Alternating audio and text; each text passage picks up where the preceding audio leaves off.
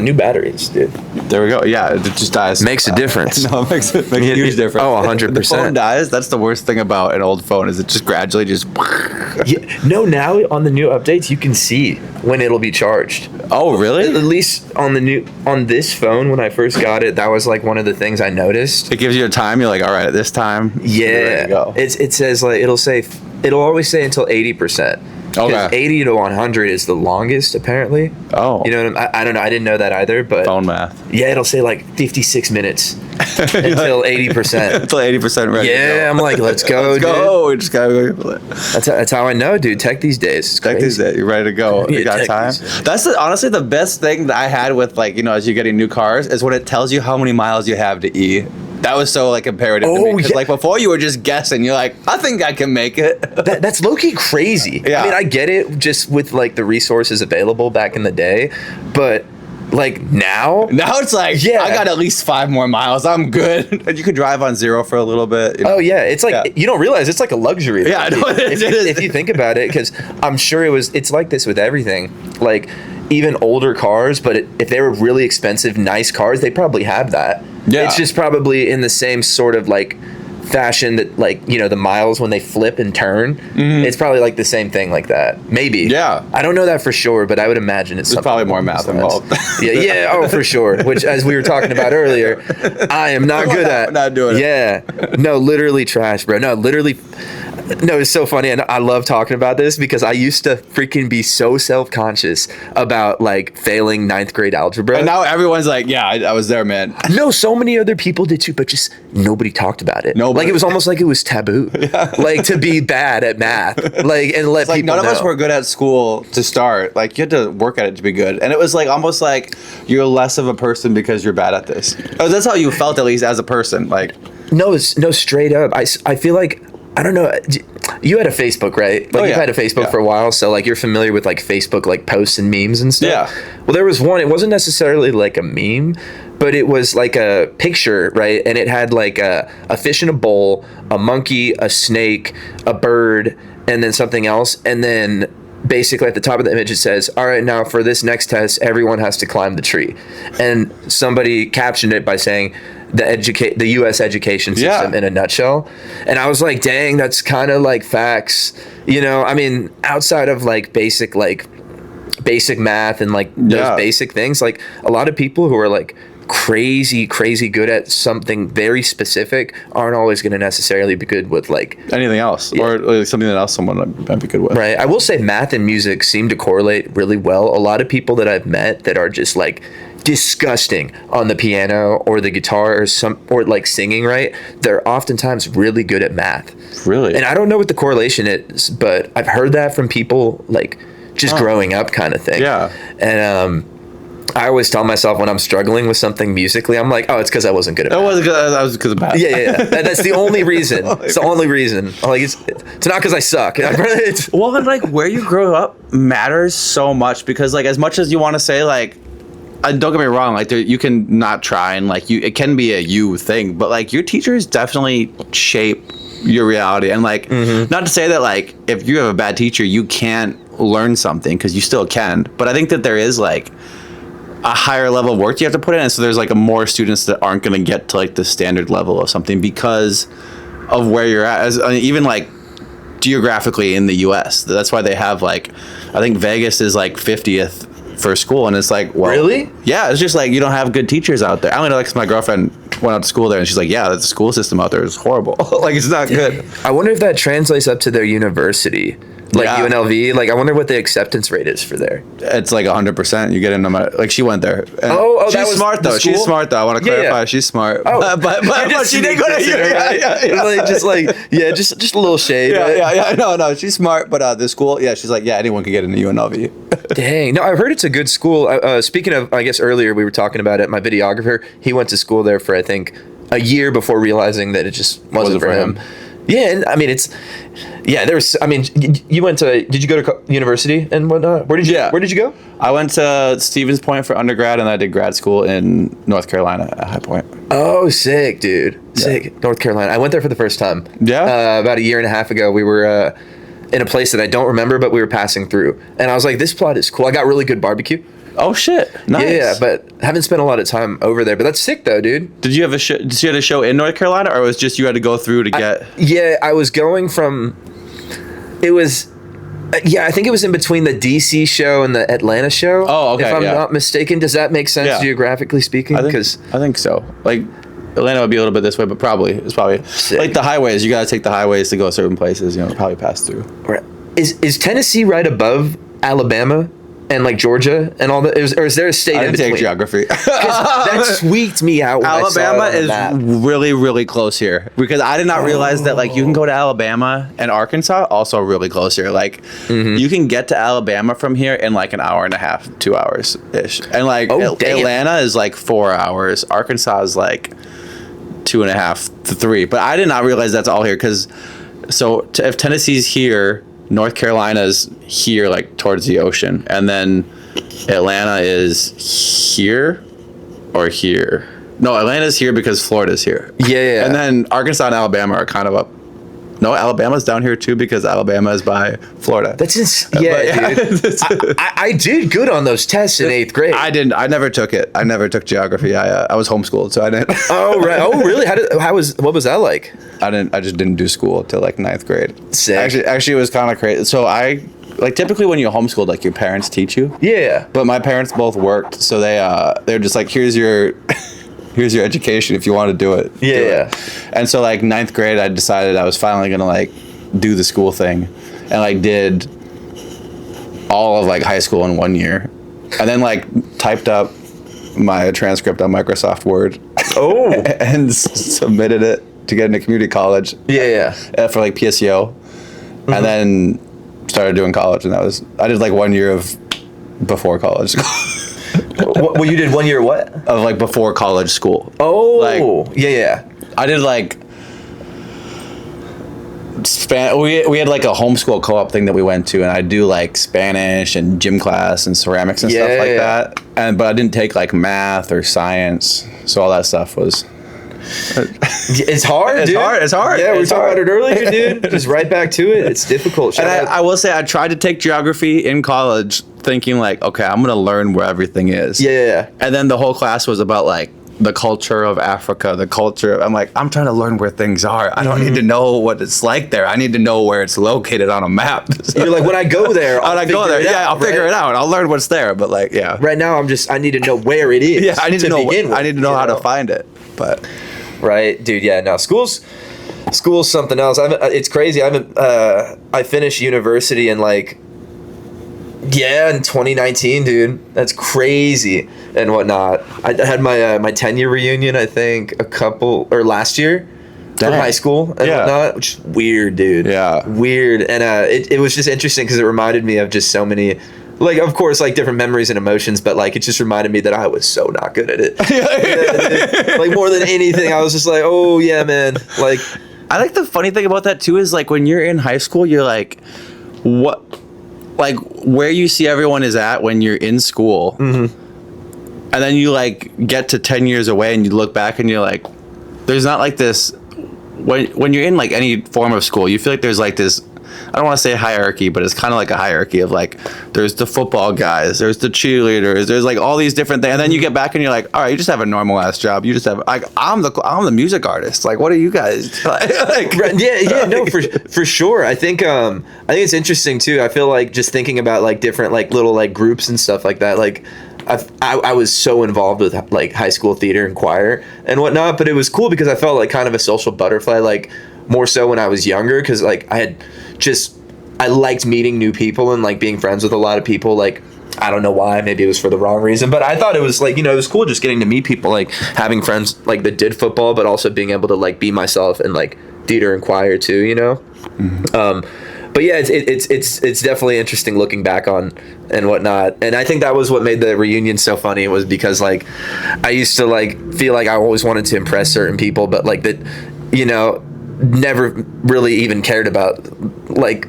things that I was insecure about, you know what I'm saying? And so like I told myself, like, I remember like when I started doing music, like I was like, oh dude, when I am able to live off this, I'm gonna be so hyped and everyone's gonna be like, oh, he's so cool. But then I was like, you know, years ago I was like, I was telling my mom this and she was like, why does it matter what other people think? And I'm like, well, because, and I couldn't come up with a valid reason. And I realized, I'm like, yeah, that it's sick, but like I don't know. I just thought about like Drake's line where he's like, show up to my high school reunion and like a freaking something, or whoever said that, like show up in like a helicopter. Like everyone's always like, oh yeah. There was, I don't know if it was Drake. Someone said like a line like that at one point. I'm like, that's sick. Like, you know, if you're really that on, but like, you know, just to be able to like be comfortable with where you're at with your music career. It's just like, I mean, like that's sick, but like you shouldn't be doing it like to validate other people's feelings toward you. You know what I'm saying? And I feel like that was like something that made me feel like, wow, I feel like I've actually grown up a little bit, like employing that sort of like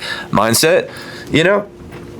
What was the like point where you didn't feel that anymore? Because I feel like anytime you start something, especially like artistically, like music, like there's obviously that piece in the back of your head, like I want people to think I'm crushing it out here with what I'm doing. Like, was there like a time frame where you remember looking at it like, I don't really care what other people think when they see me making music? I think it was as soon as I saw like a little bit of like success from like social media, because that, like for me at least, how it happened in 2021 or whatever was like just 0 to 100, like a lot at once kind of thing. And then of course, like most things, like it just mellows out a little bit and then you grow again, then mellow out, then grow again kind of thing. And I felt like the first time I saw like legitimate growth, I was like, okay, this needs to be the focus. Like what people think, good, bad, either way, it's like not up to me, you know what I'm saying? And like I don't feel like I need to impress people, you know, because at the end of the day, I'm so grateful to be what I'm doing, and I just want to do it for me kind of thing, you know? Yeah. Was that tough to, like when you had that first dip after like the big growth, was that tough not to like panic and feel like, wait, what's happening? Like I was going up, and now we have like, because that's going to happen no matter who you are to some degree, but like you haven't experienced it till you experience it. Oh yeah, no, I feel like it's been like that. Like, I mean, at least for me, like I've never felt like I've had it going where it just keeps sailing, you know, and then it just flattens. This is how I feel like my career goes. It goes up, then it goes down, but it's slowly moving. And I only look at it like that just because it's like, you know, I'm growing as a singer and like I'm able to do these shows and sing for an hour every night. People are showing up.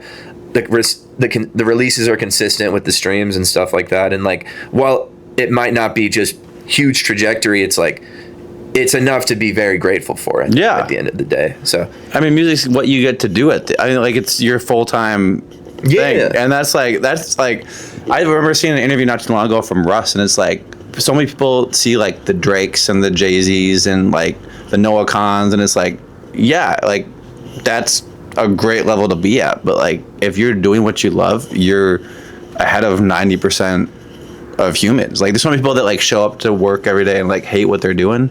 Yeah, and no, and I definitely feel that for sure. I think everyone's worked jobs that they hated. Like for me, oh my goodness, dude, I didn't last a month at this warehouse job I was doing during a summer. Like this is the summer after I graduated, I think. Right before I was like, all right, I'm just doing DoorDash, like whatever kind of thing. Like I'll make less money, but screw it kind of thing.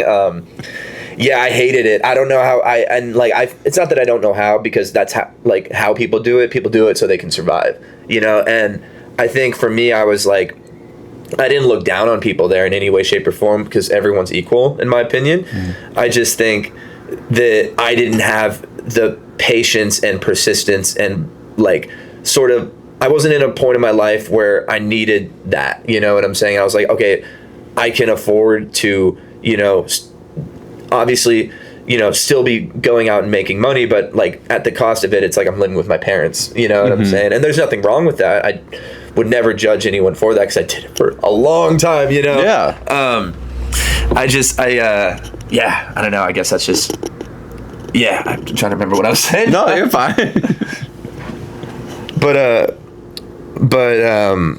yeah, dude, freaking, I think it's just definitely something to be grateful for. And yeah, just going back to what we were saying about like you know, other people's opinions. At the end of the day, I think that even still to like this day, it's best to just like try and zone it out, but sometimes you just can't. You know what I'm saying? Sometimes it's like, and I don't know.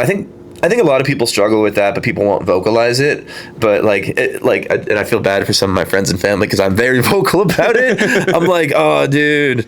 But then you talk with people that are more level-headed, at least at the time they're not emotional, and then it's just like, dude, like, no one cares that much. Like, because at the end of the day, everybody has like things going on in their life that they're concerned about, that they think is like, you know, really important, and like, you know, it's like you don't exist that much in other people's lives as you may think you do, kind of thing. Yeah. Like, and I had to tell that to myself, and it's quite humbling. No, that's a hard thing, because like I think especially when you're online, or if you're doing anything that you put out in a place where everyone can see it, you feel like everyone sees every post you ever put out, and it's like at the end of the day they don't, and some of them that do don't even care that they see it or if they don't see it, and like, but you feel like, wow, everyone's gonna sit there and talk about this, or like, this, or how I messed up with this, or how this wasn't what this was supposed to be, and no, and I think one thing that is good to remind yourself to, like, and I'm speaking to myself when I say this, because what I do is like, do I do that with other people? No. So why, like, and even if someone is, it's like, and it's bad, it's like, it's probably not someone that like is that valuable to begin with, kind of thing. Not value as in brings like value, but just like isn't a part of your life. Part of your life is a better way of saying it. Yeah. What were you? So did you start making music? Me? What? Sorry. No, you're good. Just a vocal stem. My bad. No, you're good. You feel me? What were you saying? Were you in high school when you started making music, or was it after high school? Where were you at in life when you first started like recording your first bit of music? Oh, dude, no, it was.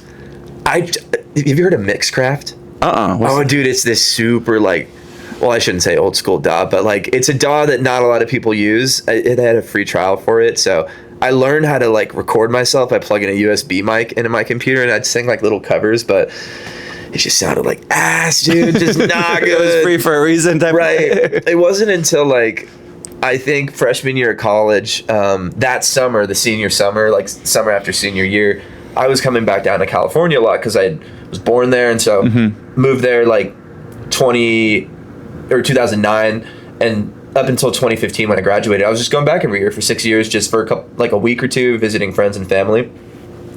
One of my buddies, we were on the way back from the beach, and he had a house playlist going, and Woodstock by John Bellion was in that song, and that was the first song I'd heard by him, right? 2016, and I went and I added it to my like library, and I was listening to it over and over again. I listened to it on YouTube, kind of thing too, and then I kept getting recommended All Time Low, and I'm like, I don't know, dude. I don't know. What if it's not as good as this one? And it was way better. It was way better. And then I was like, damn, dude, I need to check out more of the. And this is before it went to radio, so it didn't have the 808s on it. It was just like, it was mostly just like percussion driven. I get like 808s as percussion, but you know what I mean. Like kick and his Dilla style like swag to it.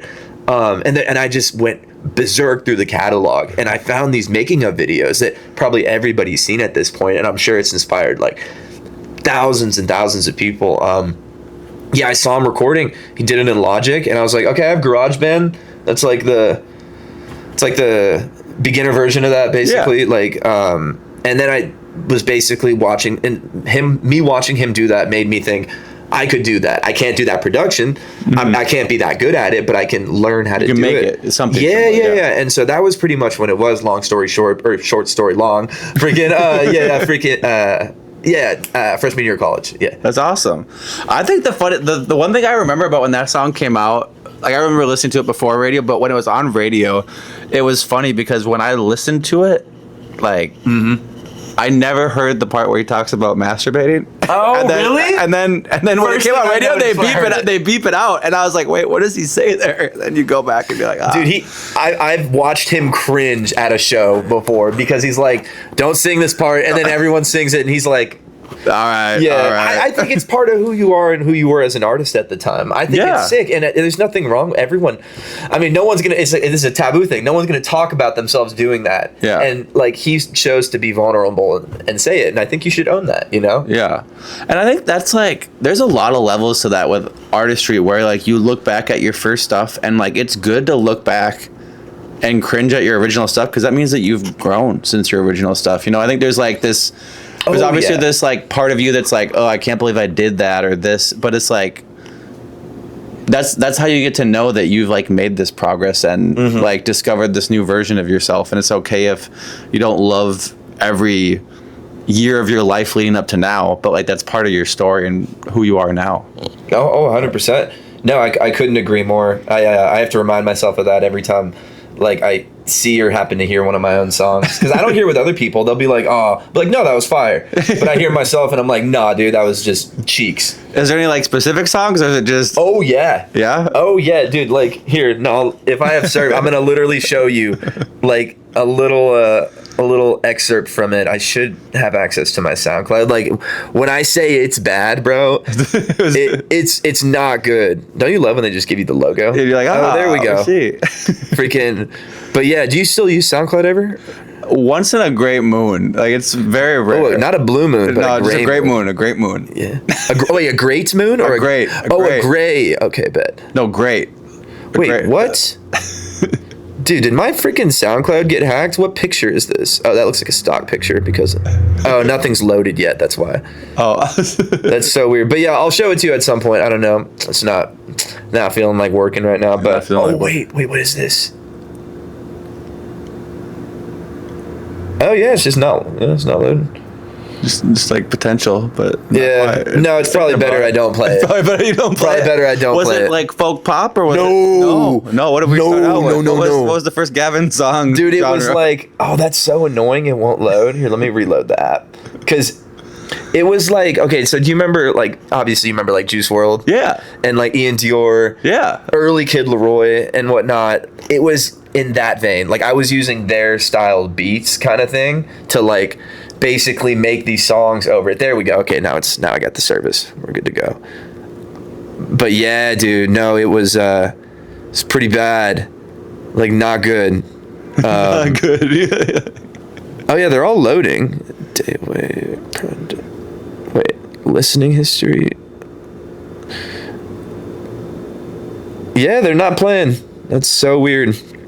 Oh well. Anyways, yeah, it was like imagine like those kind of beats, but I'm like singing over them, and I'm just being egregious in the lyrics. Like I'm saying stuff that like I don't really swear in my music at all anymore. Not intentionally. I just don't do it. But yeah, dude, like I couldn't stop swearing in those songs apparently, bro. Just like every other word. Yeah, and it was just like, and I think that style of music like was really cool at its time. Well, and at that age. Mm-hmm. Like it's just like it's what you do. Like you don't have your vocab hasn't like evolved yet. Like I feel like when you're younger, like you just swear more. Like it's just what you do. You think it's cool because it's a filler word. You know, older kids do it. You don't have other words to use. So you're just like this goes here. This rhymes with this. Yeah, like, dude. No, and like and yeah. I mean, yeah. I can't wait to show you. It's gonna be funny. It's funny as hell, dude. But yeah, no. I think at the end of the day, like I remember a lot of people telling me at that time, they were like, I don't know why you make this style of music with how you sing and whatnot, like, but I just liked it at the time kind of thing. I thought it was sick. And they were like, and I think that's what led me to kind of go more in the pop lane after that. And then in 2022, I started doing like more of the folk style stuff. Mm-hmm. And that's when things like really changed, I feel like, at least for me, because it's like, felt like I had found where I was supposed to be like all along finally. And it just sometimes takes a few tries. It's like that with anything. Like, I mean, you can look at it like that way. If you take SSRIs, like the first one, you like Lexapro might not work, but this might work. This next thing might work, you know? So it's just what's a good fit for you at the end of the day. Oh yeah, for sure. Because honestly, like hearing you say that, I didn't obviously know the earlier stuff, but my first song was City of Angels. And like, yeah. I guess I always view it now as a folk pop song, but now when I really think about it, it's not super folk. It's more just pop. Like, so that was kind of like initially as you were going into like folk pop. Yeah, it like was that. like it was sort of like a transitional period kind of thing. And there were some songs that were really cool from that time that never got put out. Like there's a song called Train Station, which I produced too. So I think also I'm a little bit attached to it because of that. But yeah, that one was super sick. And that was definitely super pop kind of thing. But the drums were cool. And I remember when I was like programming everything, I was like, oh, this is dope. But as it pertains to folk stuff, it's like, you know, I don't know. Like, I mean, I'm sure I could sit there and learn like basic mandolin chords and like be able to do that and like get better at the piano. But just me with the guitar, I just feel so like, I feel like that's what I'm good at for my skill level. And so I'm going to just stay comfortable there kind of thing. And it works. You know, that's why you hire people to play other things when it comes to tour, like instrumentalists and stuff like that. But so much respect to people who can just do everything, you know? Yeah. Absolutely. When did you start, like, I guess, what's the best way to, like, I feel like your stuff, like, by the time I found you on social media, I feel like you were already at this point where you have, like, this whole style where, like, for example, like, maybe you didn't even start this trend, but I saw it from you where like your hand is out the door and you have like the wilderness going in the out the door, out the window. I don't know why I said out the door. No, it is out the door. It is out the door. Technically, you want to be serious, yeah. But I just feel like that and like the woods and like everything feels like I could not see you in the video, and at least I could be wrong, but I think like it's your video because I see like the woods and like the certain like color in it and everything, like brand. I think the brand of your music, when did that kind of come into play? That was probably around the time I released a song called Hit the Dirt. And that was the turning point. And it was funny, that was the first time I came to Nashville. I wrote that song on my first day and I got home and then I retracted because the demo was horrible. Retract it, and it sounded like I really liked it.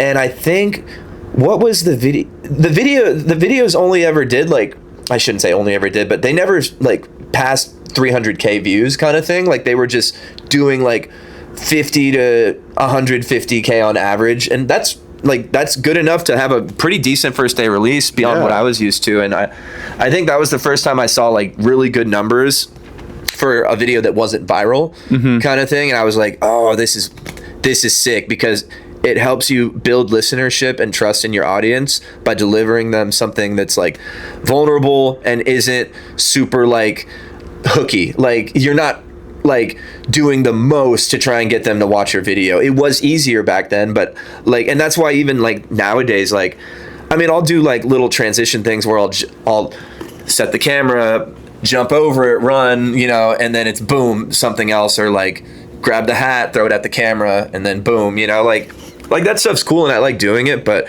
I like just being in an environment, like, and that's why just being myself. And like a lot of the cinematic stuff I've shot over the last like 2 weeks has been exactly that. Like it's just storytelling. Like I'm not sitting there like doing something to hold your attention span. One, because I don't know how to do that and I'm not good at it. You know, the people who can do it are like, I praise it, but it's like, I think for me, I just would rather be myself with it.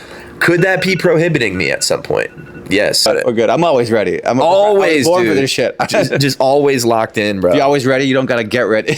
Right? No, because we film a lot of the time, probably 60-70% of the time, we'll film close by his house in Tacoma. So I'll just pick him up. Yeah. And then he comes out with the tripod and the gimbal, just like dialed in, bro. Dialed in. He's ready to get it done. Tell me to run through a wall and I'll get all the angles. You won't know how I'm going to do it, but I'm going to get it. Yeah. Oh, 100%, dude. No, but it's interesting you bring up Hit the Dirt because like I remember that time frame now, and like that was when you had Vices, South Dakota. You had like a crazy amount of like crazy high streaming songs at that time. Yeah. No, I think what were they? Yeah, I'm trying to remember because Hit the Dirt did.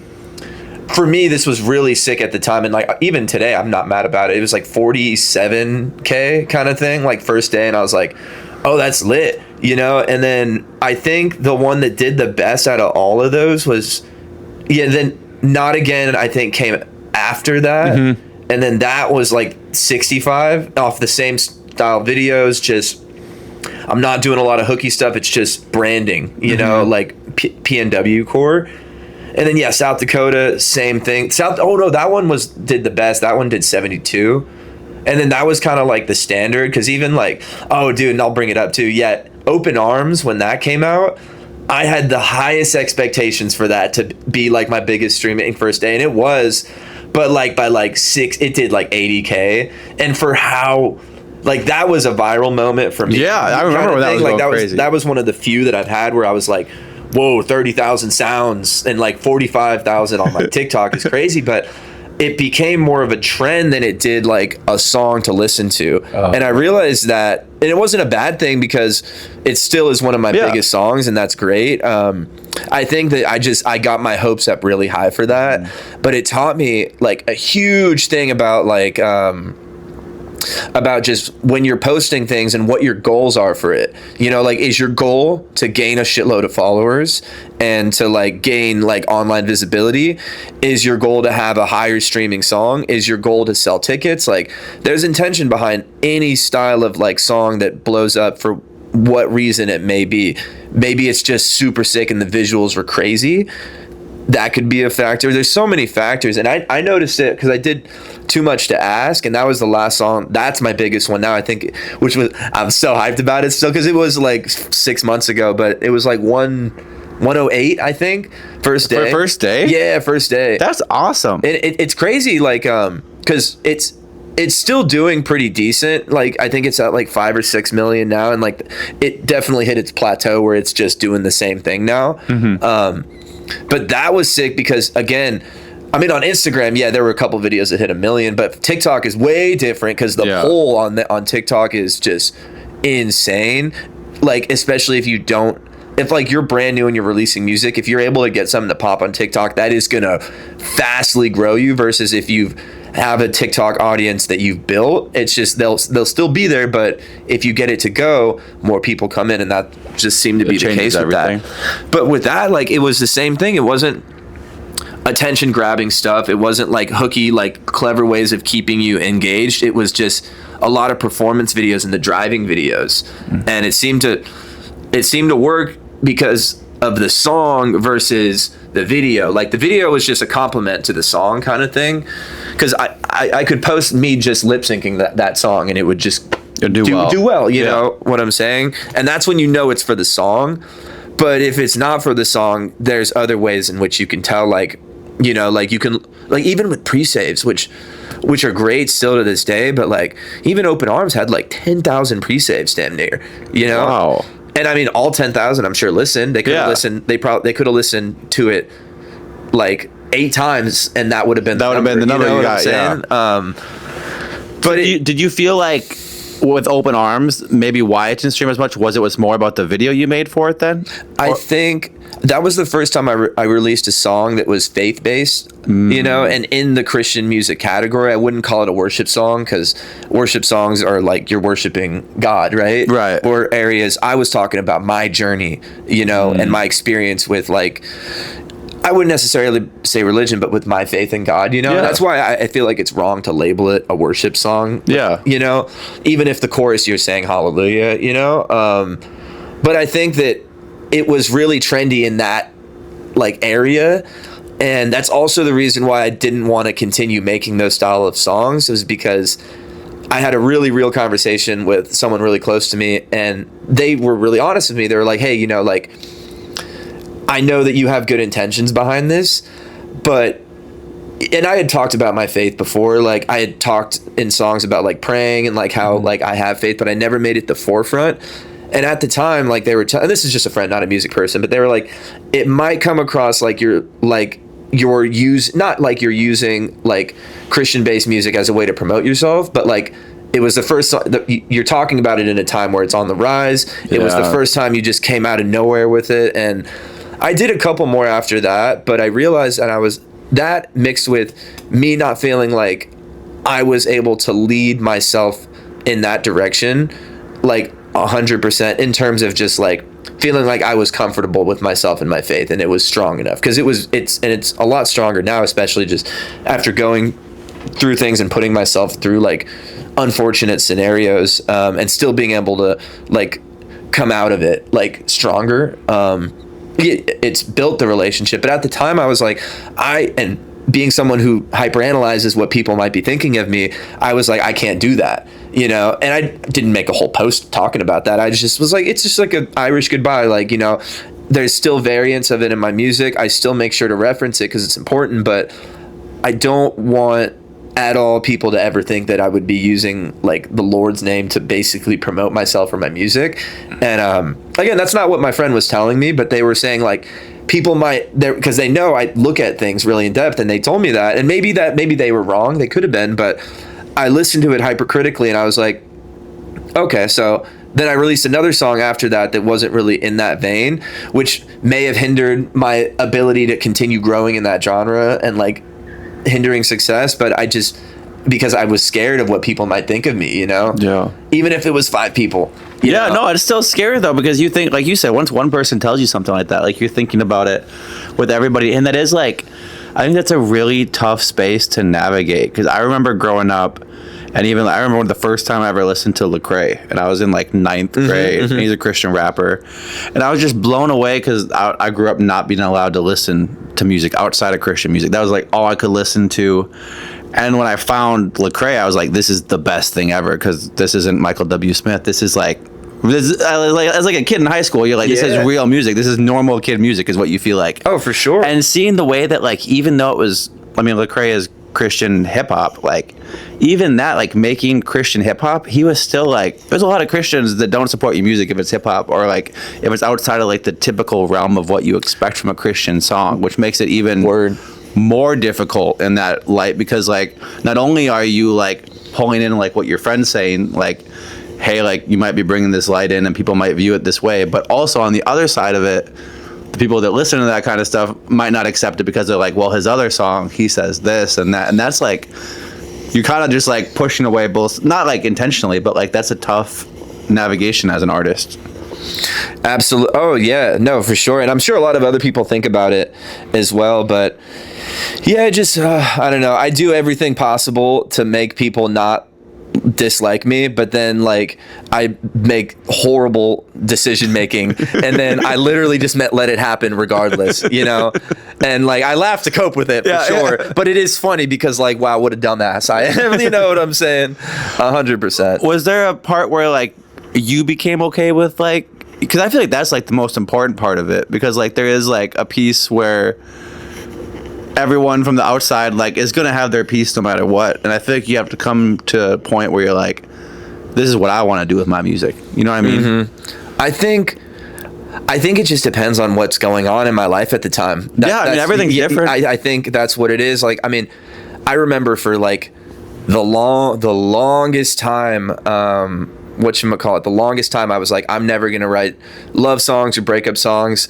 There's so many artists that do that and probably do it way better than me, and like they can just, you know, it's all them, right? It's all them. And I was like, I'm gonna make songs about what it feels like to grow up and get older, and what that's like, and what kind of impact that has on like the people around you, and like losing loved ones, and that's what I think really let me feel like really gravitated toward feeling confident in writing and singing that, like a song like Open Arms or Static and Lightning, is because it wasn't in that vein at all. You know, it was in a completely different vein, and I was like, wow, this speaks not only just based on my faith, but just because it's like, you know, I'm talking about something that isn't to do with the one thing I don't want to talk about, kind of thing. Yeah. You know, up until that's now been the last 6, 7, 8, 9, 6, 8, 9, 10 songs I've put out in the last year.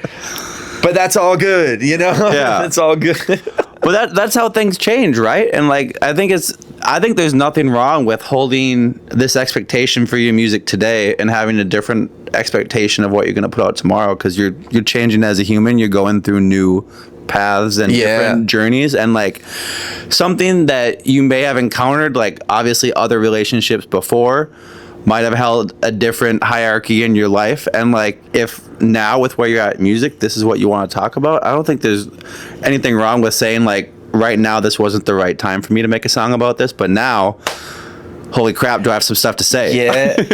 No, 100%, dude. And I think, and even for me, it showed me that like I don't I can be a box of frogs if I want to be, you know, and like I can go back to writing a song about something else, because at the end of the day, I think I just don't want to become repetitive. And I think that's where I'm at right now with my music after making like, and I notice it because when I promoted Too Much to Ask, and with the song I'm promoting right now, in a way, they're kind of saying the same thing. And I didn't realize that, you know, like you're basically like with Too Much to Ask, you're basically saying at the end of the day, can you love me when it gets dark and accept me for the good parts and the bad parts? Yeah. Stay in the Rain is like, will you still be here when things go south, when I feel like I am losing complete control of myself? So it's a little different, but it's in the same vein, you know. And this trip has been really productive because I feel like I'm talking about, yes, similar things, but it's all moving toward progression and looking back upon things with a good mindset and not being so self-deprecating. Because, you know, like, yeah, you can feel like that, but like, I don't know, like I think about it too. It's like people don't relate with the person that, you know, thinks that lowly of themselves. People want to relate with someone, in my opinion, that even if they're at a low moment in their life, they still feel hope, because I think people gravitate toward hope at the end of the day, you know, as a way of like yearning for something to change.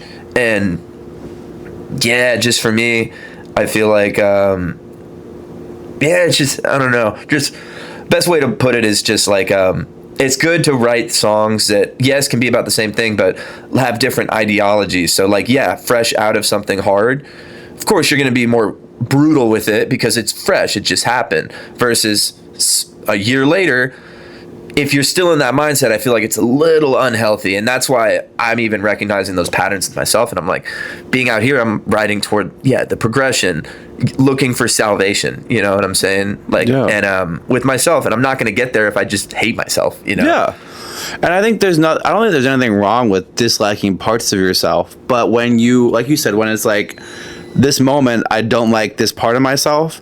And not to say that I have to go from 0 to 100, but how do I make this small improvement to dislike this part of myself a little bit less? And you don't have to like be perfect about it, but like figuring out pieces that are like, okay, like maybe I hate where I'm at today, so what am I going to do that's a little different tomorrow? And like, yeah, not to say that like in 8 days you're not going to have a day that's kind of back like this, but like as long as you're making the effort to get there, I think that's like part of the journey. Oh yeah, no, absolutely. And it's the whole thing of why like so many like, you know, mental health coaches are about like just getting outside, doing something different, changing the pace, you know what I'm saying? Because if you just sit there doing the same thing and you're like in a pattern of just like, maybe not, I don't know if destruction's the right word, but of just repetitiveness toward like yourself, like in a negative fashion, things aren't gonna change, you know.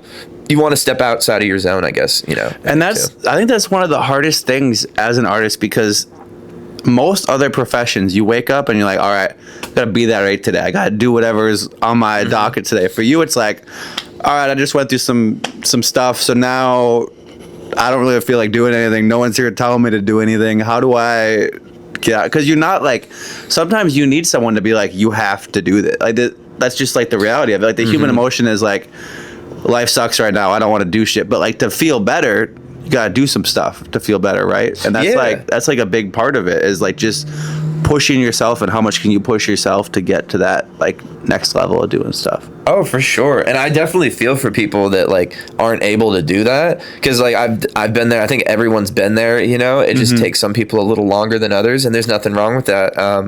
But I feel it because it's a completely different, like it's such a harsh mindset, because like you just think so negatively, you know, not only about yourself, but just the world around you.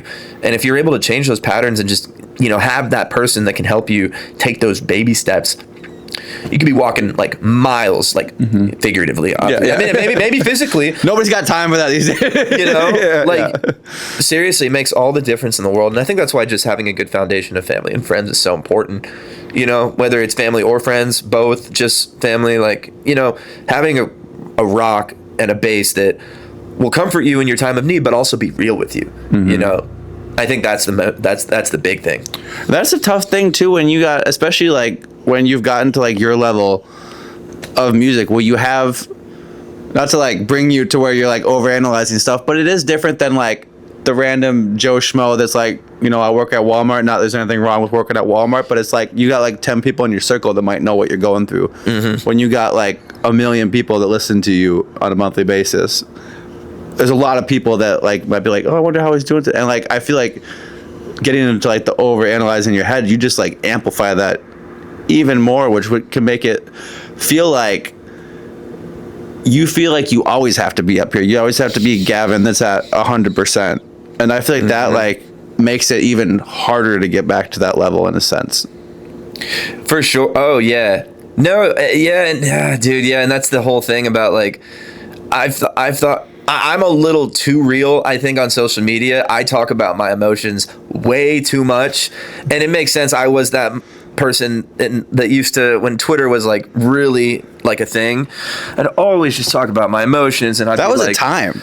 I'm like, gosh, I was like, I need to just put it into music, and then I do, but then some of the times when I just can't get myself out of that mindset, I'll just say some stuff that's long and sad and depressing, and like, no, but like, yeah, it's every once in a while, like, of course you go through stuff, but like, holy shit, dude, like it's just like come on, bro, like you don't need it, like this is, and I'm so glad I had people that were like in my life and they were like, yo, here for you, but this yeah, I wouldn't keep this up, my boy. You're like, my boy, it's time, we're gonna go shoot some hoops, we're gonna figure it out. Yeah, something. Oh my goodness, dude. Yeah. What is that like though? I mean, you've had the opportunity to headline quite a few tours now. What is that like to see the people that come to your shows and have like, I'm sure some of your music has helped them get through so many different difficult situations? Dude, it's crazy because I have such bad imposter syndrome. I am I'm like more blown away that they think that than they're blown away to like maybe, I don't know, see me sing and talk after. But yeah, dude, it blows my mind people think that way of me. Because like, and it's always kind of like, I've always had my mind play tricks on me because I can just think of so many people that dislike me, and I just think, and of course it's like you tell someone a compliment, they're going to be hyped, but if you tell someone and like they'll forget about it in a day. You negatively say something to someone, they're thinking about it for a week, if not a month. And I've just had people say, and you know, maybe I did deserve it, I've had people say just really, really, really harsh things to me, and again, maybe I did deserve it for sure, but contrasting that with someone that says that I may or may not have saved their life with some of my music is like, wow, you know what I'm saying? Like what a juxtaposition that is, dude. You're like, wait, so I suck over here, but here I'm like a fireman, I just saved a life over here. That's dope. Yeah, dude. Like you taking your skill set and amplifying it to the world and impacting places that you've never been, and people that have, like, obviously when you see them face to face, they've seen you now, but like before that haven't actually gotten the chance to meet you, but you're impacting people all over the world.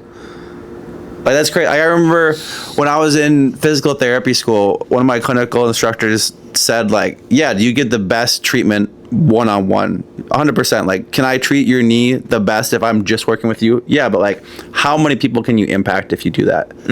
You know, if you're thinking like a doctor maybe sees 20 people a day, maybe he helps 15, 16 of them, 4 of them, we'll see what happens. You're impacting thousands and thousands of people a day with your music. Like, that's insane. Like, you can't even meet that many people in a day, and you're like using the things that you go through on a daily basis to impact people all over the world. And the cool thing about it is you're doing it and growing with yourself as you do it. Yeah, dude, I'm doing my best, really, and it's just like everyone else, I would say, because at the end of the day, it's like I'm very, I like, and I think about it, hits me sometimes, like, but I'm very, very fortunate to even be where I'm at, and like, yes, I'm successful in the aspect in which I can comfortably live off of my music for sure, but like, by no means do I think I'm like anywhere near like the Harry Styles and the Ed Sheerans or like whatever kind of thing, and so. But it's also not luck, because you built it to this point. Like, we haven't heard it yet, but we've heard of apparently earlier music that maybe wasn't so good, and you built it, working with other people and working on yourself to build your music to this point where it can reach these people. It's not like you just woke up one day and you're like, when I hit the dirt, you worked up to that point to get to that point where you were impacting those people that way. Like, it wasn't like one day you made a song and it was like, this is it, this is going to change it. Like, you had to work on yourself and work on your musical abilities to get to that point. Yeah. Oh, for sure. No, definitely. I think I have a hard time seeing it like from that realness of it, and I feel like if I look at it like that too much, then I don't want my ego to be fed. Yeah, you could be on the whole other side of it where you're like, I'm the shit. Oh yeah, no, and I'm very glad I'm not there. Yeah. No shade to those people. Like you live in you love it. Yeah, no, seriously, hyped for him and stuff like that. But yeah, no, I think just as it pertains to like just talking about the music and stuff like that, I think a lot of these new songs are going to be really, really, really dope, because I think that genuinely, like, I'll play you a couple of them that I have and whatnot, but I think that they're not so self-deprecating, and I'm getting back to that point where I feel like people are able to relate to things because they're things that people go through, and I'm not just sitting here confessing everything I've ever done, mistake that I've ever made in the world, and I think that's what I'm like, excuse me, really excited for. How did you get yourself to this point now where you worked out of this and dealt with the things you had to deal with to get to this point where you're like, I'm happy with the work I've done to get here now, and I'm making this music that has this alternative vision to it? Like, how'd you get there from the point where you're talking about where you're like, yeah, I'm just like talking bad about myself. Now you're getting back to like, all right, I can see good things, and not everything's bad right now. What did you do for yourself and with others, I guess, if you had help to just get to where you're at now with your mindset and where you're at? I would say definitely giving myself time to feel like I'm doing the work to heal myself, because at the end of the day, like, I can't be the person I need to be for I shouldn't frame it like that toward myself, as even though I do think that way for myself, but like, it's really hard to be the best person you can be if you're not the best person you can be for yourself, like for others, kind of thing is what I'm saying. And you can't fill from an empty cup, right? And so I try just giving myself time to heal, reflect, get counseling and like therapy work, because as wild as I used to think, oh, that's for people that have like severe issues, and like maybe that's what I felt like I had at the time, and I felt like I did that, learned a lot about myself, learned why, and this is what I've always thought like, your past isn't an excuse for your behavior, but it is a reason. You can't justify doing something bad because of something that happened to you, but it is a reason. And I learned a lot about that, because there were a lot of things I feel like I saw and dealt with. I saw a lot of things growing up, and I dealt with a lot growing up, just, with my family. Like, my dad, like, while I loved him and he loved me, just wasn't necessarily the best role model in the darker areas of his life, but like, obviously, like, in the brighter areas when we're fishing and playing, he's helping coach soccer and baseball and stuff. It's like great, but like, you see things and you don't realize what they were. And like, I feel like a lot of those things that I wasn't supposed to see growing up, unfortunately, impacted me. And like, I found myself even like kind of almost going down that path of like destruction. In this term, it makes sense. And I got really frightened by it, because as much as I love my dad, I don't want to make those same mistakes, and I don't think he would have wanted me to either, kind of thing. And so, learning that about myself alongside processing just a lot of different things, and just really learning what's best for everyone, myself and everyone around me. I felt like I was able to just, and obviously like having faith, I think that was a huge thing too. I should never forget to mention that. I was able to be like, yo, it's not the end for me. It's not the end of the road. There's more to be said. There's more to be told. There's more room to grow. There's like things to come back from. And I think when I got to that point, it was around October of last year. And I just put it in the music, and it ended up yielding too much to ask. And, you know, it just goes to show that, as cliche as it might sound, the grass is greener on the other side. Other side is in, like, you know, the grass is greener as in happiness and, like, joy and, like, being content with your life versus, like, hating your life and yourself, you know? No, 100%. I think the hardest thing, too, when you're growing up is everything that you see as a kid or even as a young adult that is, like, normal to you. And, like, until you see other situations and how other people do things, and I think you're still, like, as you're growing up, you're still figuring out, okay, like, this is normal for this person, this is normal for that person. And I think that's why, like, that's what I took away the most from college is, like, you put all these people out of school and all these people have different backgrounds, different family types, different experiences, different things that they think are normal, and then you all get to just coexist and see how it all weirds out. And you see all these things that, like, maybe you didn't see growing up, but maybe they see things from you that you thought were normal and they didn't see growing up. And that's how you, like, discover, like, is this part of who I am, or is this part of who the place I came from is, or my family? And like, that's like, I always say, like, I don't shade anyone who didn't go to college, but what I took away the most from college was that is, like, you get to see how everyone's different, and also you get to see stuff that maybe you never had a chance to see growing up, and figure out, like, maybe that is something for me, or maybe it's not, and that's okay. But, like, actually getting to make those choices as an adult versus just, like, this is my day to day as a kid. And that's how it should be. Like, you're learning from your parents or whoever you're with and evolving in that way. But when you become an adult, it's time to be like, okay, this is good for me here, but maybe not here. And, like, you evolve in that way as you're adjusting, and you're going to have hiccups. You're going to have things that don't go the way you always want them to go. But, like, that's part of learning for yourself and who you're becoming. Oh, absolutely, dude. Yeah, no, like, I think when you were starting to talk about that, like, all these different people from different walks of life, it's like one big melting pot. No, I love this set. The lighting.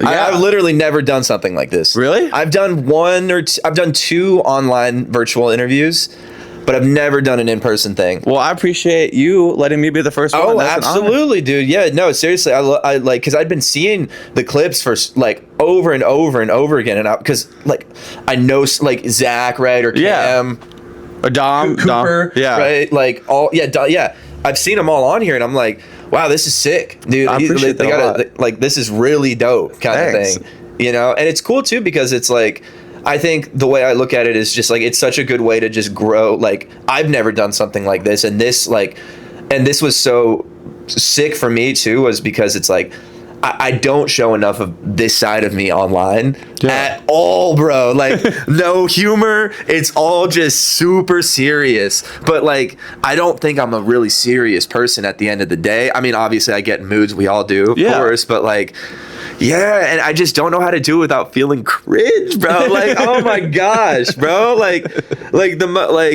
I don't know if you saw. I posted a freaking video of me playing the kendama, like, a week or so ago, or a week or 2 ago, and I was like, "This is a lot for me. This is a big step." Yeah, and it's the same reason why, like, one of the main things that I really think is hindering my career is my inability to feel comfortable just, like, grabbing a guitar, putting a camera, and just singing.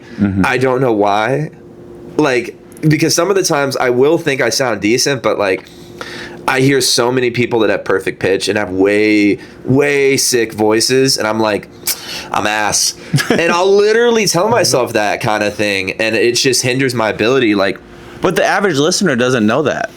No, for sure. It goes back to that wedding guy, the wedding stomping guy. Like, I don't know anything about pitch, and I watch that guy, and I'm like, this guy's crushing it. You see anybody that, like, loves music and, like, does music is like this, the wedding singer guy with, like, the flashlights that went crazy online.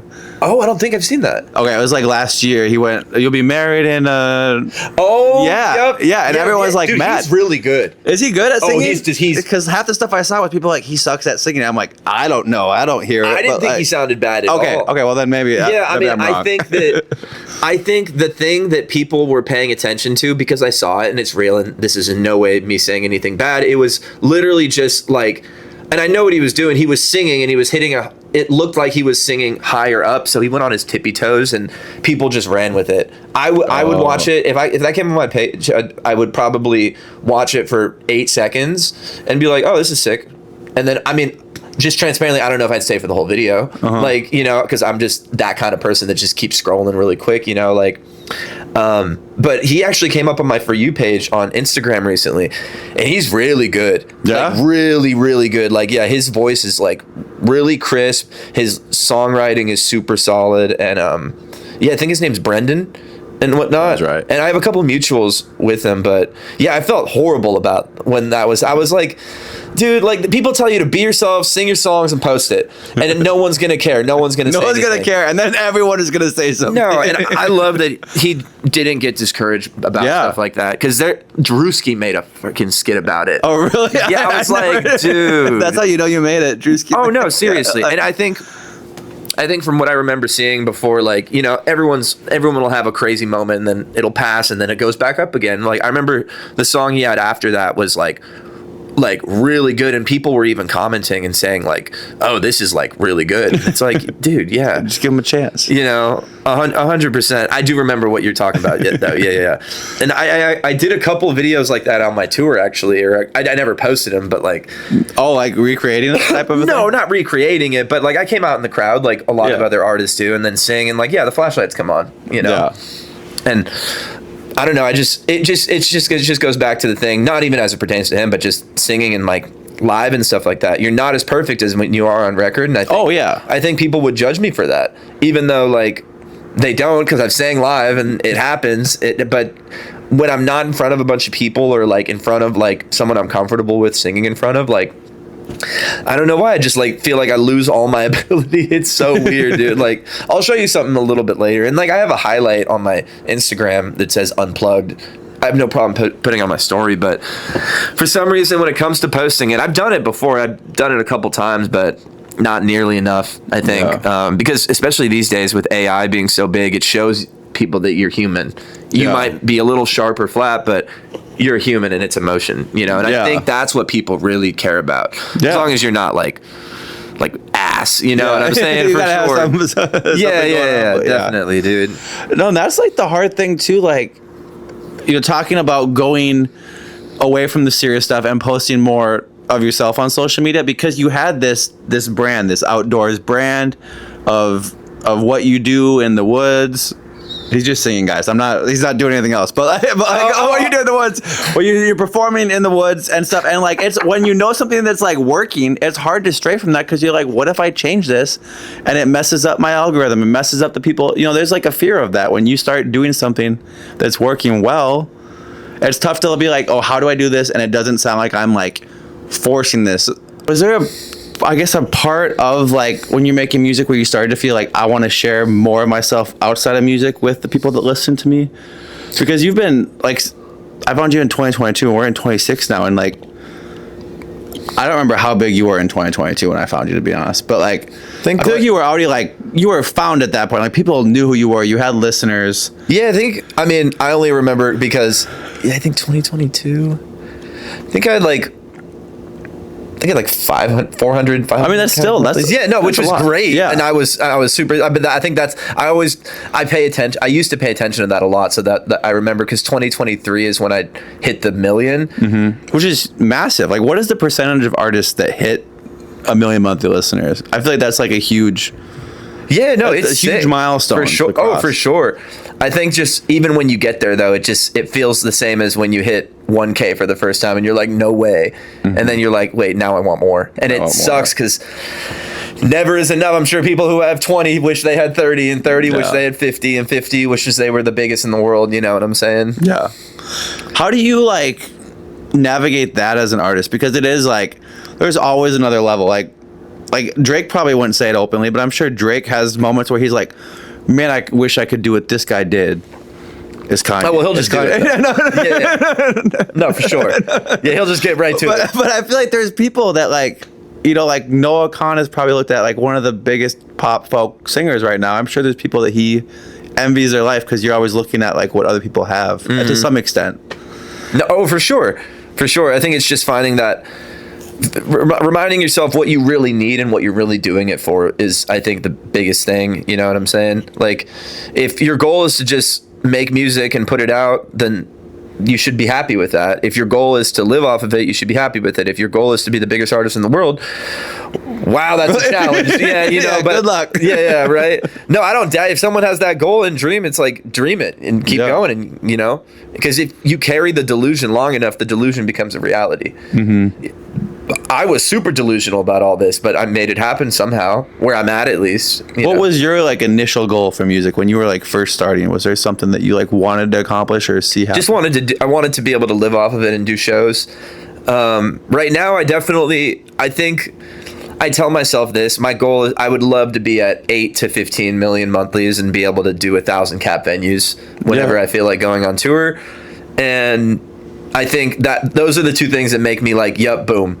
But then I get there and maybe I want something different, you know what I'm saying? Because now I'm comparing myself to different artists, and now I feel like, you know, I'm like, oh, this is sick. Well, I want to be bigger than them, because realistically, people won't say it, but that's what you think. You think it, yeah.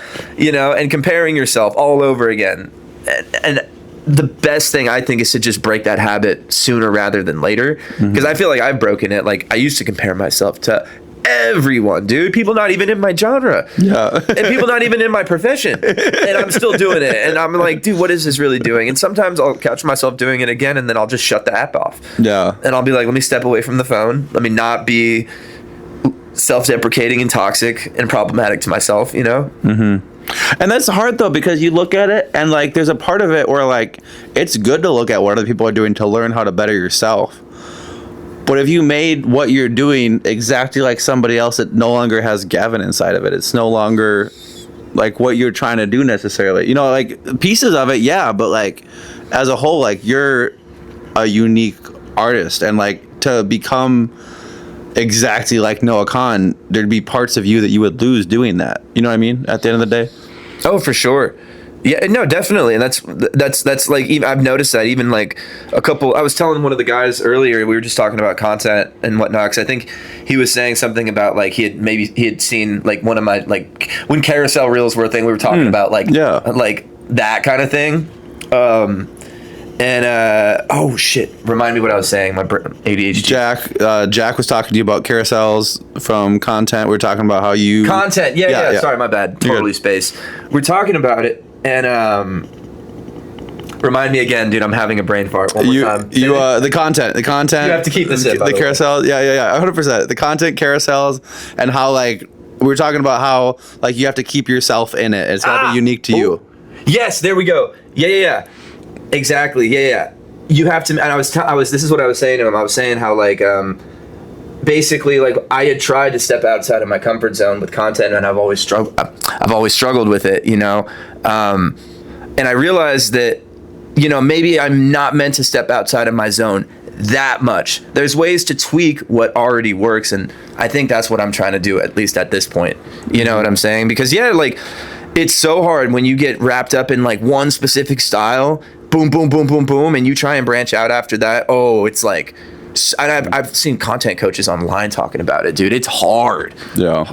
Difficult, bro. Especially because you get into like a flow state of like, this is how I make the videos. This is how I get this just right. And like, you know how to set it up when you're filming. You know how to like get this, and if something goes wrong, you know how to adjust this. Because you've done it 100 times at that point. Right. So it's a second nature. And you've seen the mistakes, but you don't remember seeing the mistakes. So now it's like, I got this perfect.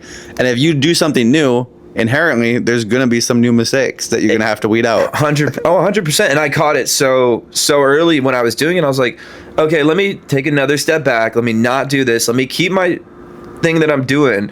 How can I tweak it? And the best way I could tweak it was going back to what I initially worked for me, but using a more cinematic style, because it feels more intimate and emotional, and not letting the hooks of the song or of the videos be so self-deprecating.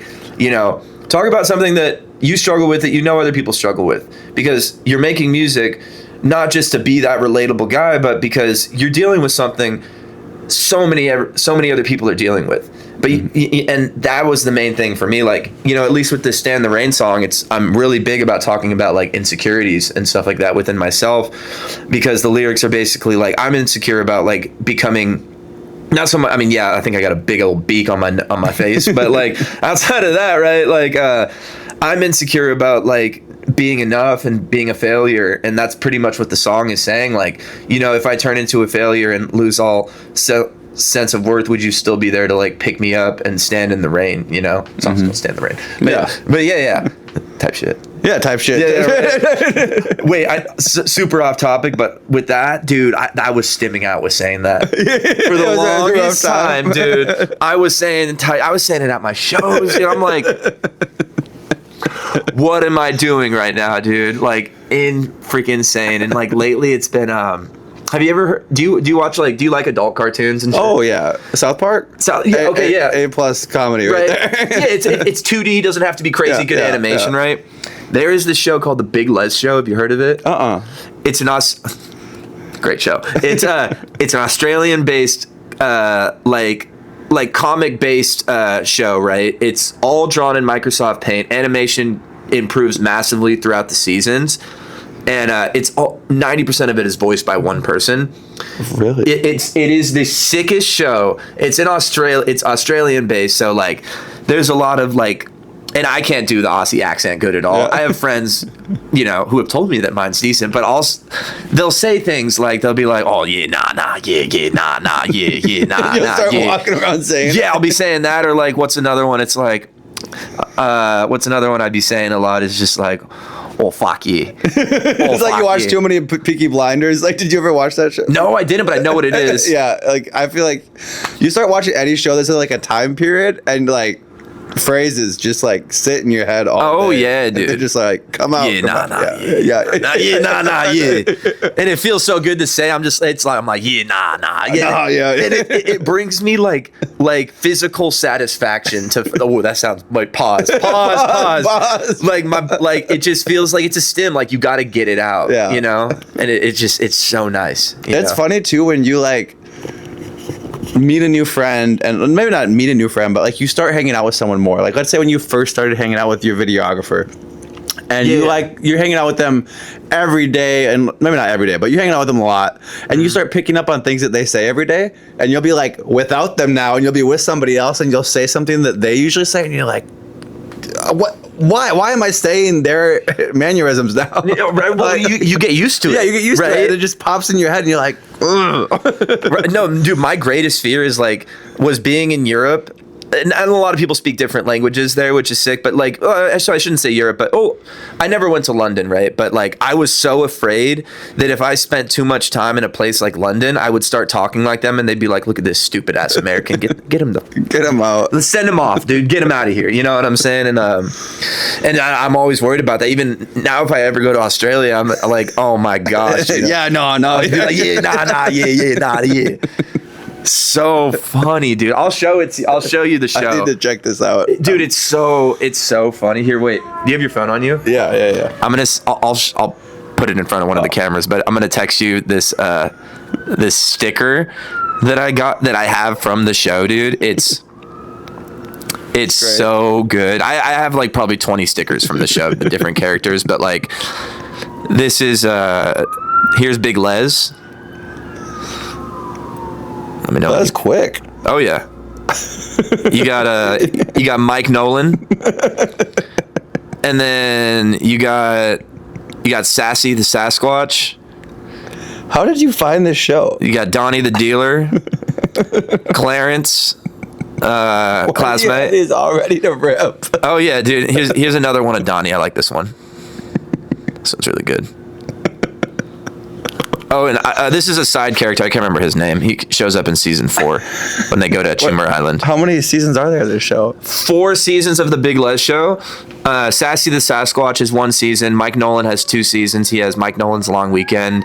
And I can't remember what the other. It's Mike Nolan's A Long Weekend, and then he has another one where I can't remember the name. But it's all voiced by this one guy named Jared Wright, who's an absolute genius, dude. It's such a good show, and it's stoner humor. Yeah, pretty much is what it is. But like, there's bigger picture meanings within the show, which I think is super sick. And like, there's so many breakdowns online of people like looking at different like sort of like Easter egg stuff or conspiracy stuff, like this, that, and the third, and it's sick. You know, that's just find little things like that you like, you know, and that just happened to be a show for me. Oh, dude, I got so into baseball in the last year, dude. Like the game, like the professional? Oh, yeah, yeah. Okay. No, I just went to my first Mariners game and I've lived in Washington for so long, but I went to my first Mariners game last Friday. Super good game. They won. Home run right off the rip from JP Crawford. I was like, dang, dude. But no, dude, I have like 4 teams that I follow, and like the Mariners, Blue Jays, Dodgers, and then the White Sox. Like those are the 4 teams that I just.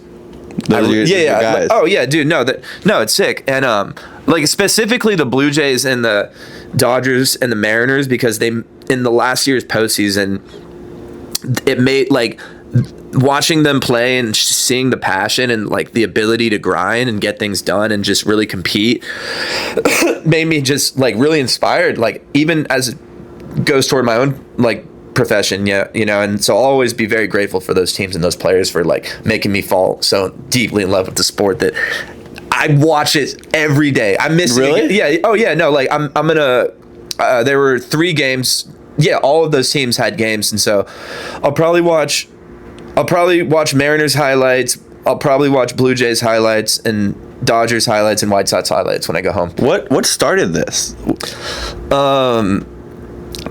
What was it? Mariners postseason run started it.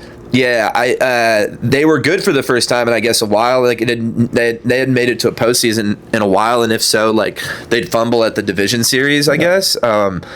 And a lot of my friends were into it. Garrett, my videographer's really into it. A lot of my buddy Colin likes the White Sox, and so like I just had friends that were already involved, and it was just a thing, you know, as like a part of like being in Washington, like support the team, and so I just wanted to support them. It's funny because they lost to the Blue Jays, and you're like, I'm still winning. My team, my other team's still going. Well, no, because it was like. I started watching, like, I think I started watching the Mariners, I think, in September, right before they made it to the postseason, and then they lost to the Blue Jays, and I had a huge gripe for the Blue Jays for a minute, but like during the World Series when they were playing the Dodgers, it was the same thing. In like Dodgers games, I grew up going to those when I lived in California, those and Angels games, so just watching them go at it, it made me fall in love with the sport. Even if I wanted the Mariners to win, I respected the Blue Jays so much, and just seeing like even like no, it's so cool too, because I was on my when I was going through like the teams or like the players on the teams, right? I recognized some of them, so I was like looking up their Instagram, and like one of the Blue Jays followers had followed me. Wait, what? He had been following me and whatnot, and I was and he's really good. He leads off for them, dude. Like he just got back from an injury, and he's just a contact hit machine.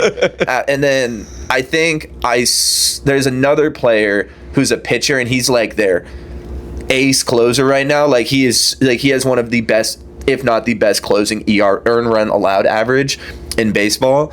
And then I followed him and he followed me back. I was like, oh, all right. Dude, like these guys like are sick. Yeah, right. No, we're boys. Yeah, no, totally right. But no, it's so cool too. And like, I just got a lot of respect for like that's players. So cool. Just anybody in any profession, but specifically the ones that I'm really interested in. Like UFC, that's been my thing for like 6 years at this point. I've gone to a couple events, but every weekend. What is that like seeing that live? I've never seen it live. Dude, I saw this girl. I remember the girl's name, the name of the girl who got knocked out, but I don't want to say her name because I feel bad. Alexa Grasso knocked this girl completely asleep. She was like I don't think she was out, maybe, but the girl was laying on the canvas like this, eyes not moving, just completely limp. And the other girl, and Alexa was super nice. She was sitting with her until she recovered. Like, so much respect in that sport, dude. Yeah. Even if dudes are just selling the fight, talking hella shit to each other beforehand, they'll fight it out. It's the same reason why guys get in a fight. Oftentimes they go have a beer afterward. It's that same thing. Like, okay, we fought it out, we're good. Yeah. And that's just how it goes, you know. A lot of the times those guys will go on to train with each other too.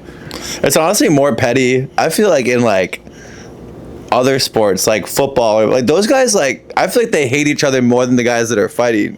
Like I feel like in UFC and stuff, like usually they might like build up the hype, like Jake Paul and Mike Tyson, like they were like, oh, we hate each other. Now they're hanging out all the time. Like you don't like I feel like in like professional sports like football, people will be like, no, we don't talk about that guy. I hate that guy. And I feel like that's just like UFC is like the opposite. It's like we build it up for the fight. When I first started doing this, I was like, all right, we gotta talk about this, that, and this. And now I'm like, I listen to your music. I know like what you've done.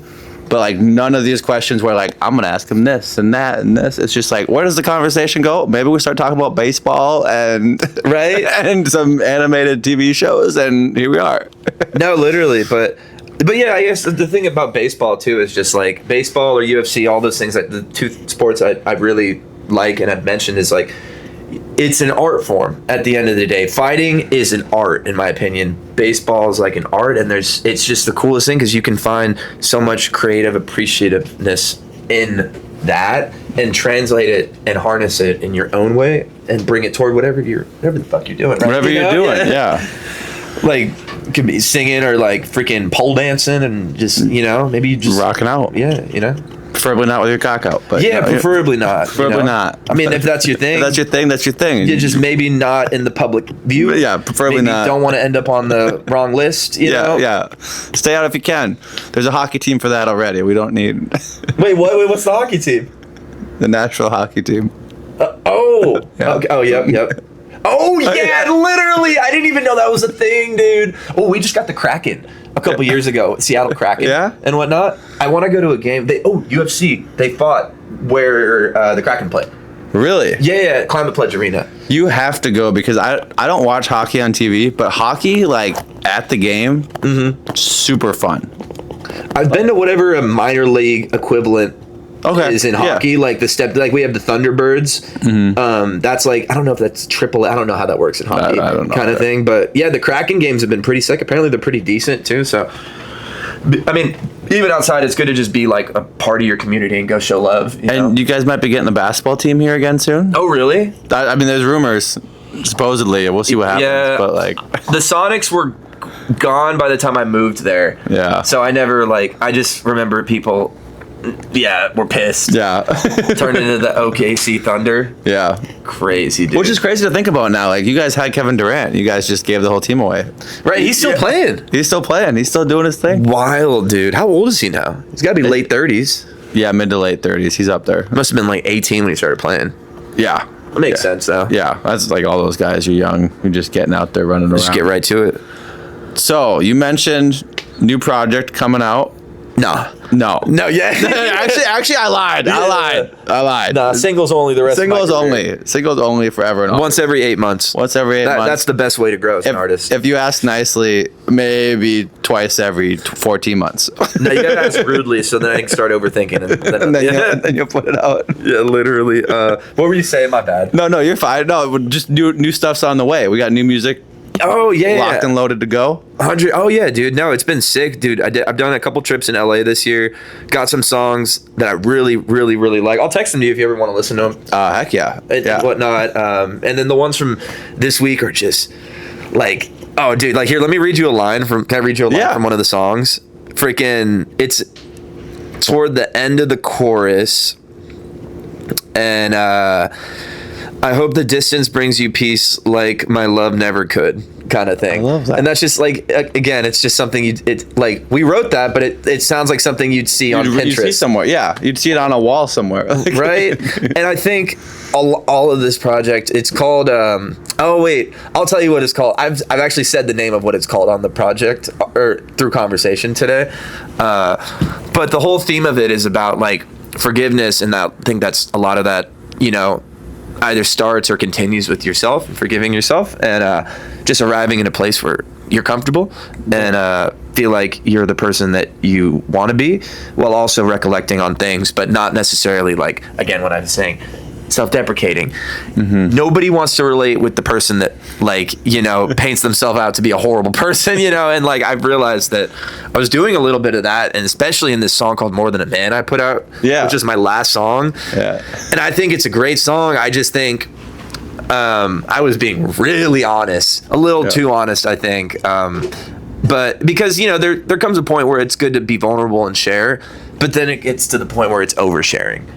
You know, and I think even with the next record is like a little bit in that vein for sure, but at least as it pertains to the project, and that's why I wanted to get it out now, because like things are moving in a positive direction. You're looking at your life a little differently, giving yourself, like we were saying earlier, time to heal, and you just, you know, I think that's just the whole part of the why I wanted to make it that way, is because I think that's where I'm trying to be at in my life, you know? I don't want to be that guy that's just sitting there overly, like, emotionally assaulting himself, you know?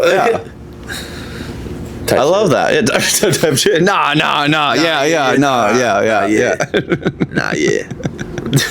So when you go to Nashville versus LA versus being in Seattle, like what determines, I guess, where you go? Like when you're mapping out this project, are there certain songs where you're like, I want to work with guys here on these songs? Or is it just like, I'm going to LA today and I guess we'll see what happens? Yeah, I think it's very much more along those lines. Like it's planned in advance, and like who I'm working with is already like usually like put together. But I wouldn't say there's a theme. I mean, of course, I think in Nashville, and this is what a lot of people think, maybe it's wrong for me to say, but I think in Nashville, people really are very intentional with their lyrics. Not to say people in LA are not. But it's just a different style of songwriting out here. And that's why I was like really like big on getting back here, like at least before I put the project out. And I really do love it out here, kind of thing. LA is sick, but it's just really high pace, high volume.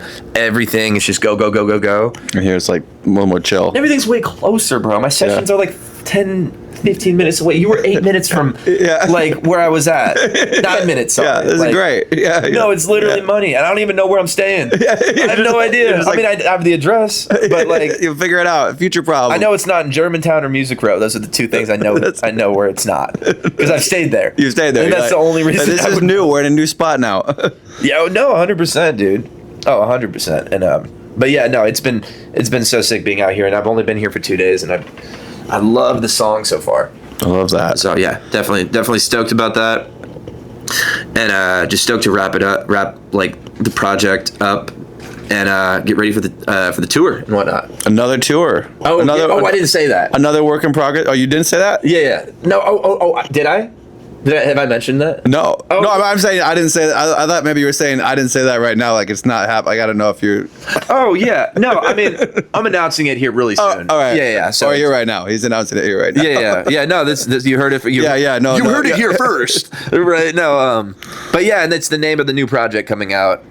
It's a lot more dates, a lot of new places I haven't been, and it's just, but it's not to the point where it's just random. Like they were really in depth with, like, understanding, not just by looking at Spotify listeners and going to the cities where it's most in. It's way more intentional than that, because like Salt Lake I do great in, kind of thing. Like I think I did great for myself, like 350 I think at the last show and whatnot, but my listeners aren't huge there. Like it's not even in the top 10. But then you go to a place like, and even in LA's like, well, LA was decent, it's around the same size kind of things at the Troubadour.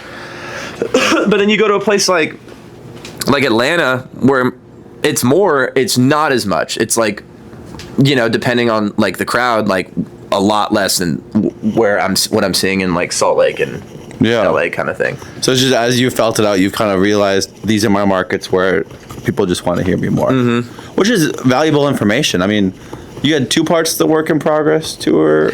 Yeah, it was like split in 2. Yeah, okay. I had like a month off, and then the Forever Green tour, you did that one too with Adam, and so you've been around a few times. Yeah, Adam came out on the second one too. Oh, he did? Okay. Yeah, that's awesome though. I mean, that's got to be like so cool. Like, obviously making the music's cool, but going and seeing these people know your music. Like, if you were to like tell yourself one thing from like the start of your music, where you're making music by yourself, to now where you're traveling to LA, traveling to Nashville, going on tour. What's like the piece of that you're the proudest of? I would say tour for sure.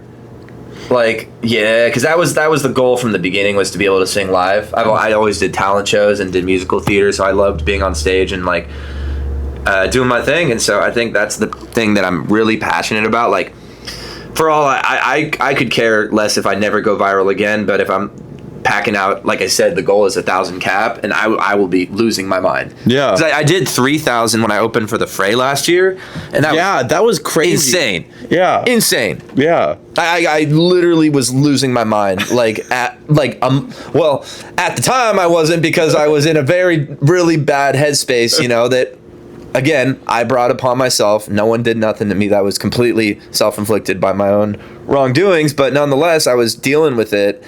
And it kind of like I was able to take it in, but like I didn't think, oh, let me get a videographer. Oh, let me dress good on stage. Let me get a haircut before. I wore these pants, a shirt from the freaking Disney thing right next to the venue, freaking horrible beard because I can't grow one, buzzed hair. Like and then no videographer, and I'm just being a dumbass about it because I was so caught up in my own emotions, and so I don't even have video of it really. I have fan video for sure. Yeah, people sent me videos, of course, but like, yeah, so I thought back to it a few months later, and I was like, yo, that's sick though. That is so insane. I remember, like, I forgot about it, but like you bring it up, reminded me when that like happened. Like I remember you announcing that you were opening for the Fray and being like, this is sick. Like I remember listening to the Fray as a kid, and now Gavn's opening for them. Like that's awesome. Yeah, no. How did that come to be, and like what was that like? Obviously, I know you said you're pretty wrapped up in other stuff, but like the actual like being on stage and knowing like the Fray's coming next, like that's huge. Yeah, no, it again, I wish I was more present in that moment. I'm sure there's going to be more of those, like as I'm going to continue to work really hard and hopefully be able to open for similar people and have that crowd for me one day. Yeah, I think I remember a lot of it, and it was super sick. And I think I was enjoying a lot of it at the time because it distracted me from the way I was feeling. But yeah, no, that was the hell of a time, dude. Yeah, one night, but nonetheless, dude. Yeah, so sick, and like that's just because did you grow up listening to the Fray? Oh yeah, like that's just like Save a Life. I mean, might be one of the. I mean, it's up there for like iconic songs from like that time period, and like to open for them was sick. You should be proud of yourself for that. That's cool, and like obviously. Yeah, no, shout out. I mean, not gonna lie, shout out my booking agent. She set that up real quick. Real quick. She's like, all right, lock this down. This is the move. No, and I appreciate her and like freaking my new management and like even just my team on the other end of things, because like they really stayed and stuck through and believed in me through everything, like everything that I've been through since working with them, and I'm just so grateful for them. You know, at the end of the day, like I think that just having good people like that in your life. You know, I'm not saying bad people leave your life. You know, sometimes people just aren't. You're not meant to be in each other's life. You know what I'm saying? Maybe that's my fault. Maybe it's no one's fault. But. Yeah, just really grateful for that. Yeah. You know what I'm saying? Especially, in times where like you really need people. Yeah. You know, for freaking short. But yeah, crazy, dude. Wild to think about sometimes too. When you look back at everything you've done, let's say you're performing a show, and we'll kind of wrap with this.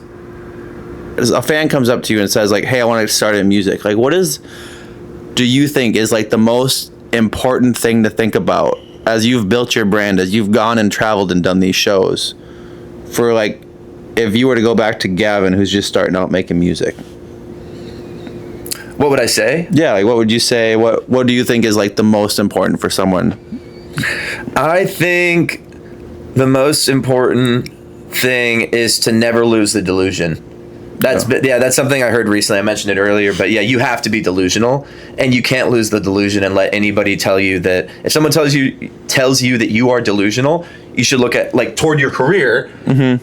Yeah, only toward your career. Toward your career. Don't apply to anything else. Yeah, then you can do it, because everything will follow that. The more delusional you are, the more not introspect, I don't know why that word came to my head. The more delusional you are, the better chances you have at it, because you will do whatever it is possible to feed that delusion. And that means you're going to do all the things that, you know, could be an answer to your question as advice, like build connections, stay consistent, post all the time, try and outdo yourself on every record, you know, continue to like live how you live to be able to write these songs, you know, all of that follows the delusion, in my opinion. Yeah. And I know it's simple, but everything that could be said follows into that, in my opinion, kind of thing.